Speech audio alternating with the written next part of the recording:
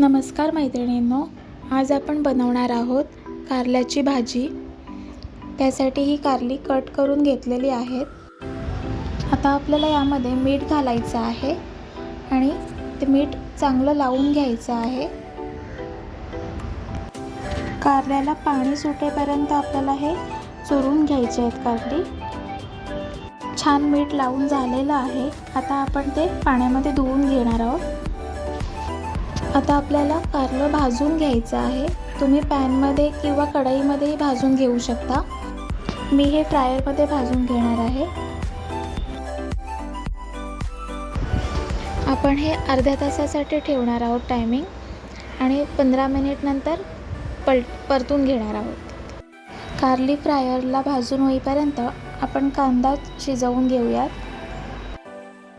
कढईमध्ये ऑइल घालून घेतलेलं आहे। आता यामध्ये फोडणीसाठी मोहरी घालूयात, जिरे, कांदा आणि मिरच्याही घालून घेऊयात। 7-8 मिरच्या आणि 2 मोठे कांदे घेतलेले आहेत। आपण कारली 4 घेतलेली आहे। ठेचलेला लसूण घालूयात। कांदा छान परतून घेऊयात। हे पहा, छान कांद्याला ब्राऊन कलर आलेला आहे। आता यामध्ये आपण हिंग घालूया। आता हळद घालून घेऊया। आता कारलंही छान भाजून झालेलं आहे आणि कांदाही छान शिजलेला आहे। आता आपण यामध्ये मीठ घालून घेऊया। भाजलेली कारली आता आपण यामध्ये परतून घेणार आहोत। आता 1 स्पून साखर घालून घेऊया। 1 वाटी ओल्या नारळाचं खोबरं।